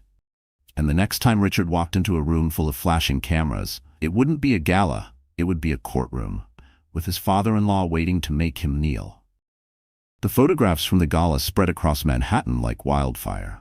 By dawn, tabloids screamed headlines that painted Richard Langford as a heartless adulterer. "Millionaire's pregnant wife humiliated at mistress's feet," read one cover. Social media seethed with fury, women across the city condemning him, men shaking their heads at his arrogance. Richard laughed it off at first. "Scandals blow over," he told Vanessa the morning after. "By next week, no one will even remember." But he underestimated the power of the Donovan name. Because while Richard sipped champagne in his penthouse, Charles Donovan was already on the move. The CEO of Donovan Global Holdings was a man who rarely showed his face in public. When he did, stock markets trembled. His reputation was one of absolute dominance. Mergers crushed competitors, court cases bent in his favor, and politicians tread carefully in his presence.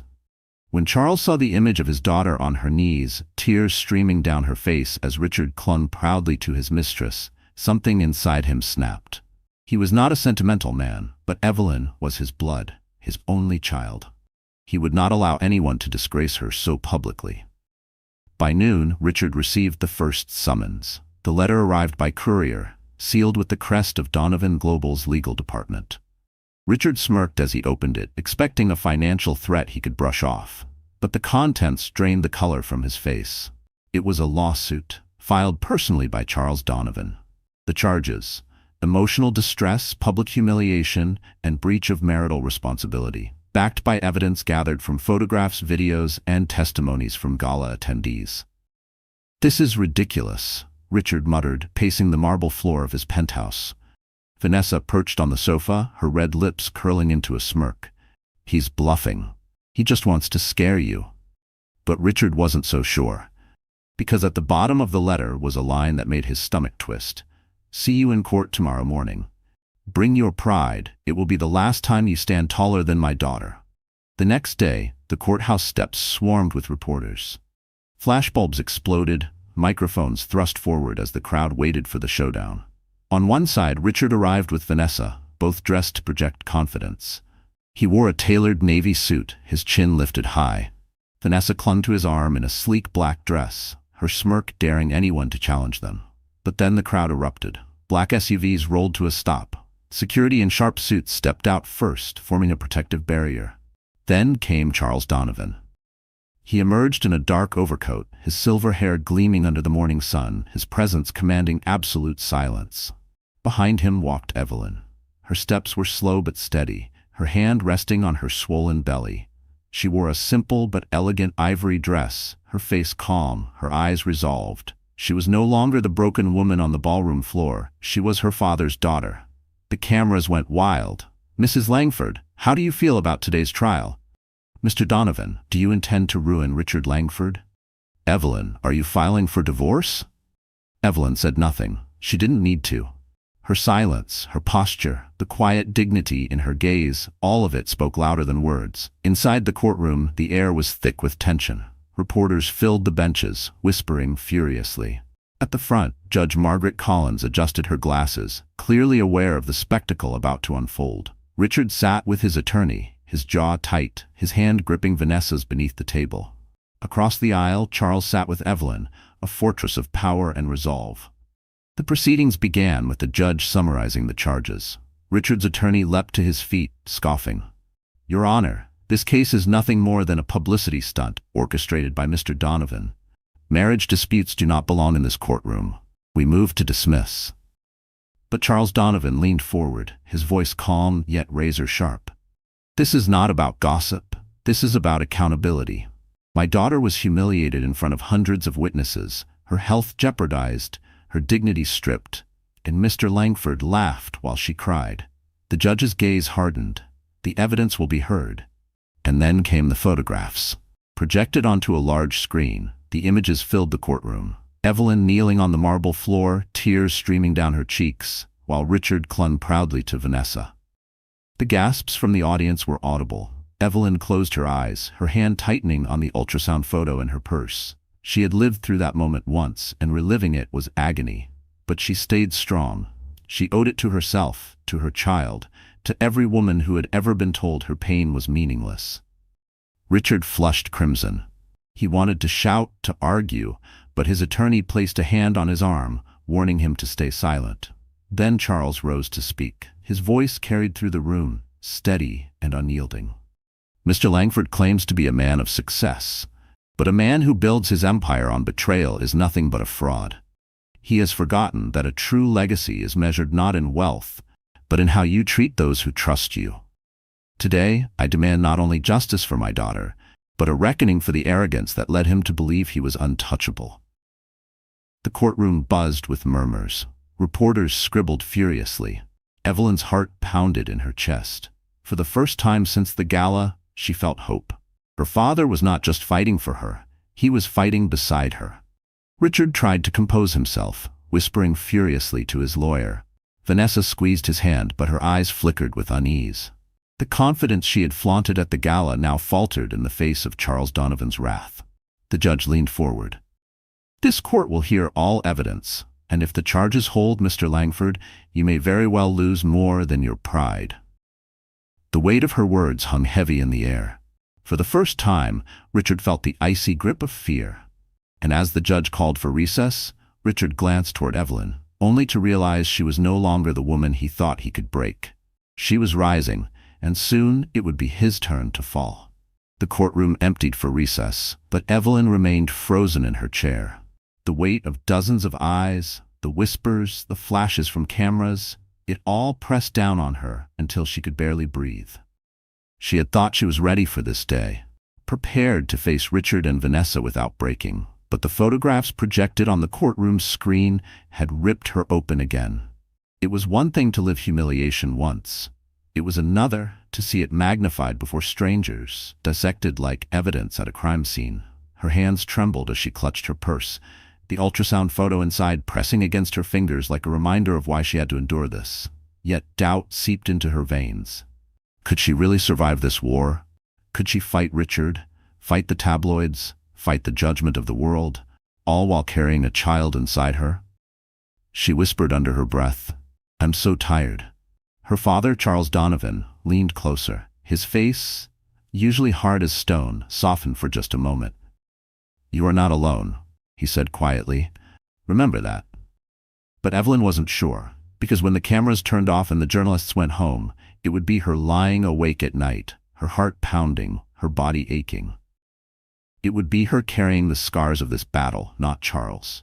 She excused herself, walking slowly to the restroom. The mirror reflected a pale, exhausted woman with dark circles under her eyes and shoulders weighed down by grief. She barely recognized herself.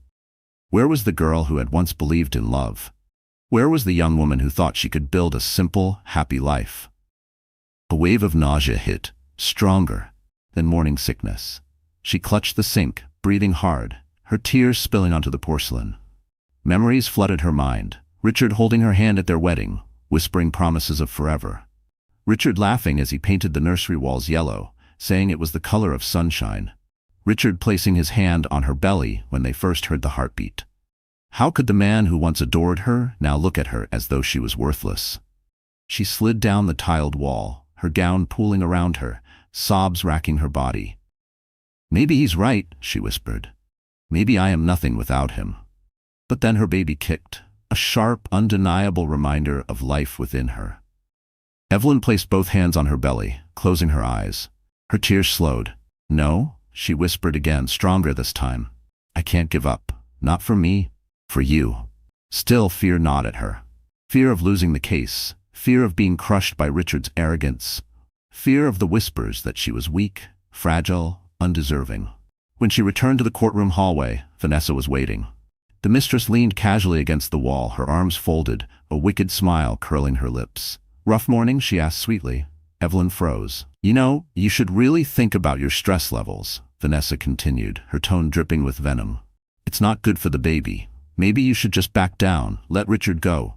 He's mine now, and you know it. Why embarrass yourself further?"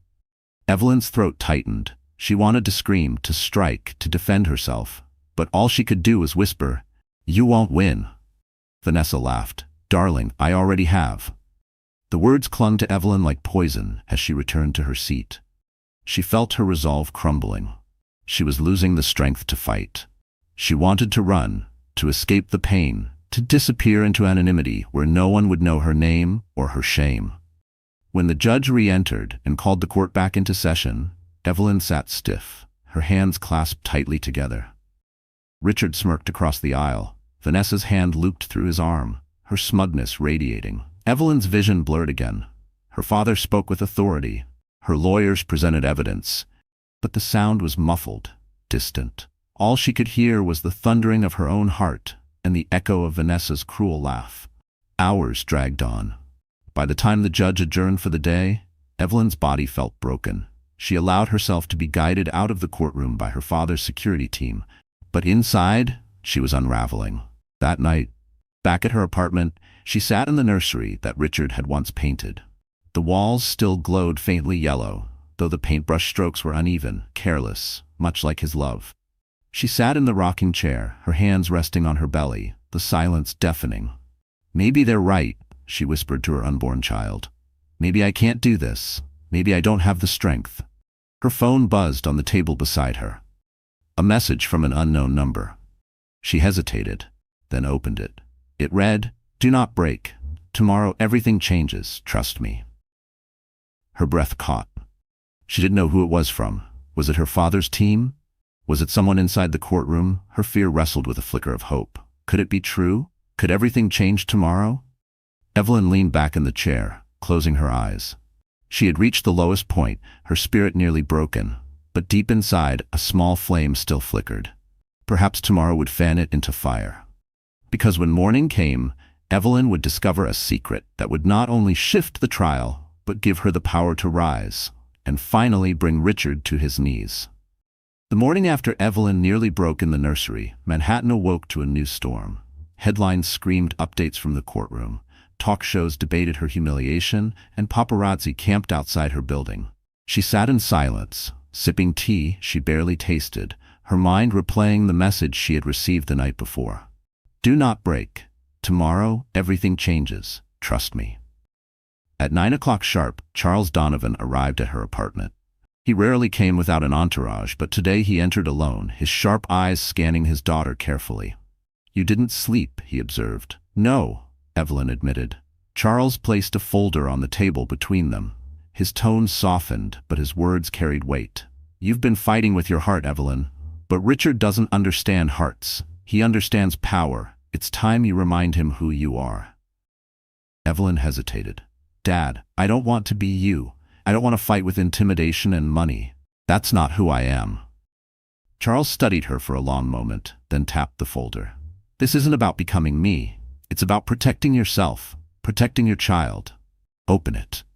Her fingers shook as she lifted the cover. Inside were documents, financial records, property transfers, and contracts. But one sheet froze her breath. A hidden prenuptial agreement signed years ago. Her eyes widened. This can't be. I thought we never." Charles nodded. "You signed it quietly at your mother's insistence. She wanted you protected, even if you didn't realize it. And Richard? He signed too. He thought it was just another paper among dozens on your wedding day. But it's valid. And it changes everything." Evelyn's heart pounded. The agreement was clear. In the event of infidelity or public humiliation, Richard forfeited not only financial claims, but any stake in the Donovan family's network of investments. He wouldn't just lose Evelyn. He'd lose everything he had built on her name. Tears filled her eyes, but this time they weren't from despair. They were from relief, from the realization that for once, the power was hers. Charles's voice was steady. "You have a choice. We can use this quietly, settle behind closed doors. Or you can stand in that courtroom, look him in the eye, and remind him that you are not the weak woman he thinks you are." Evelyn closed the folder, her resolve hardening. "No more hiding. He humiliated me in public. I will answer him in public." That day, when she stepped out of the black SUV at the courthouse, the crowd gasped. Evelyn was transformed. Gone was the pale, trembling woman in soft colors. She wore a sharp navy dress that hugged her frame with elegance. her hair swept back, her eyes lined with determination. At her side, her father walked like a general leading his heir. Reporters shouted questions. "Mrs. Langford, are you prepared to end your marriage?" "Evelyn, are the rumors about a prenup true? Do you plan to take Richard's fortune?" Evelyn paused at the steps, her hand resting on her belly, and for the first time she spoke clearly into the microphones. "This isn't about money. This is about dignity. No woman should ever be made to kneel for the sake of a man's pride. Today, I stand for myself and for my child." The crowd erupted in applause, a roar that followed her into the courtroom. Inside, Richard's confidence faltered. He hadn't expected her transformation. He sneered at Vanessa, whispering, "It's just a show. She can't touch me." But when Evelyn's lawyer produced the prenuptial agreement, Richard's smugness cracked. His face drained of color, his mouth opening in disbelief. "That's impossible," he muttered. "I destroyed it. The judge's gavel struck. Order in the court. The document was passed to the bench. Judge Collins scanned it, her expression unreadable. Then she looked up. "This agreement is valid and binding. Mr. Langford, you knowingly violated its terms. The consequences are clear." Gasps filled the room. Vanessa's grip on Richard's arm tightened, her smirk gone. Reporters scribbled furiously. Richard shot to his feet. "This is a trick. She's lying. I burned it. There was only one copy." Charles Donovan rose slowly, his voice calm but laced with steel. "You thought you destroyed it, Richard, but you never understood that in my family we don't play games we cannot win. Evelyn was protected long before you knew her name." Evelyn stood then, her voice steady. "You humiliated me, Richard. You mocked me, abandoned me, made me believe I was nothing. But I am not nothing. I am a Donovan, and today I reclaim my dignity." The room erupted. Reporters shouted, cameras flashed, and Richard's attorney buried his face in his hands. For the first time, Richard realized he was cornered. Not by Evelyn's tears, but by her strength. Not by his mistress's promises, but by the contract he had underestimated. The judge leaned forward. "Mr. Langford, you will abide by the terms of this agreement. You have no claim to your wife's fortune, no leverage over her or her child. What remains to be decided is the degree of damages owed for your actions." Richard collapsed back into his seat, his confidence shattered. Vanessa turned her face away, unwilling to be photographed with a man suddenly stripped of his power. Evelyn felt her baby kick, as if cheering from within. For the first time in months, she smiled. Not a smile of victory, but of freedom. But the battle was not yet finished. Because while Richard had been cornered legally, Charles Donovan had one more demand, and it would force Richard to kneel before the world, not just in court, but in shame. The courtroom was silent. The air seemed heavy with the weight of revelation. Richard Langford sat pale and shaken, Vanessa stiff beside him, her carefully constructed poise dissolving into fear. Across the aisle, Evelyn Donovan sat taller than she ever had, her hands steady on her belly, her father's silent strength radiating at her side. But Charles Donovan wasn't finished. He had promised himself that Richard would not simply lose money or reputation. He would lose the very thing he had tried to steal from Evelyn, her dignity. When the judge confirmed the validity of the prenuptial agreement, Charles rose slowly, his voice filling the chamber. "Your Honor, while the law has spoken on Richard Langford's financial forfeiture, there remains the matter of public accountability. He humiliated my daughter before hundreds of witnesses. He mocked her pregnancy, treated her tears as entertainment, and paraded his mistress as if vows meant nothing. If he believes his arrogance will end here, he is wrong. This family demands a formal apology, not whispered behind closed doors, but spoken in this courtroom, before the world." The crowd gasped. Reporters scribbled furiously. Richard's attorney leapt to his feet. "Your Honor, this is outrageous. Public humiliation is not a legal sentence." Judge Collins raised a hand. "Sit down, counselor. While I cannot mandate humiliation, I can strongly recommend Mr. Langford offer restitution in the form of an apology as a demonstration of remorse. If he refuses, I will take his unwillingness into account during sentencing." All eyes turned to Richard. Sweat beaded at his forehead, his jaw clenched. He had built his entire life on pride, on appearing untouchable. To kneel now, to beg forgiveness before cameras, it was a fate worse than bankruptcy. But then his gaze flicked to Vanessa. She was staring at him, her expression cold, detached, For the first time, he saw not desire in her eyes, but calculation. She was already distancing herself, already imagining a future without him. Richard's chest tightened. He realized he was utterly alone. Evelyn stood, her voice steady but sharp as glass. "Richard, I never asked for your fortune. I never asked for your empire. I only ever asked for respect, and you denied me that. Today, you will give me what you took. You will give me back my dignity. Not for me alone, but for every woman who has been forced to bow while a man stood proud over her pain." The room erupted in applause before the judge banged her gavel for silence. Cameras clicked furiously. The pressure was unbearable. Richard rose slowly, his knees trembling. His pride screamed against it, but the weight of the judge's glare, the reporters' pens, and the Donovan name pressing down on him left no escape. He sank to his knees. The crowd gasped, then went utterly still. Richard's voice cracked as he spoke, the words tasting like poison. "Evelyn, I am sorry, for the lies, for the betrayal, for the humiliation. I was wrong. I see that now. I humiliated you, and in doing so I destroyed myself." Evelyn's eyes glistened, but no tears fell. She did not pity him. She did not forgive him. She only nodded once, calm and resolute. "You are sorry because you were caught, but I accept your apology, not for you but for me, because I will no longer carry your shame." The courtroom thundered with applause, the sound of justice echoing off marble walls. Vanessa slipped her arm from Richard's grasp, her heels clicking sharply as she left the courtroom. Cameras followed her, but her face burned with disgrace. Her golden ticket had crumbled into ashes. The judge's final ruling stripped Richard of financial claims, barred him from Donovan investments, and ordered restitution for emotional damages. By the time he staggered out of the courtroom, his fortune was collapsing, his reputation shattered. Evelyn walked past him without a glance, her father at her side. Reporters shouted questions, but she paused only once on the courthouse steps. Her voice carried strong and clear. "Women are not weak. We are not accessories to be discarded when inconvenient. We are stronger than the men who try to break us. Today I stood not just for myself, but for every woman who has been silenced. Let this be a reminder. Dignity cannot be stolen, it can only be surrendered, and I will never surrender mine again." The crowd roared.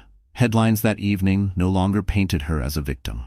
She was a warrior, a survivor, a symbol of strength. That night, back in her apartment, Evelyn sat once more in the nursery, but this time she wasn't broken. She rocked gently in the chair, her hand on her belly, whispering to her unborn child. "We did it. We're free, and we'll build a life filled with love, not lies."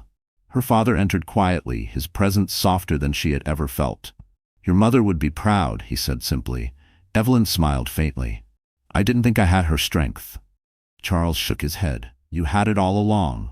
You just needed to see it."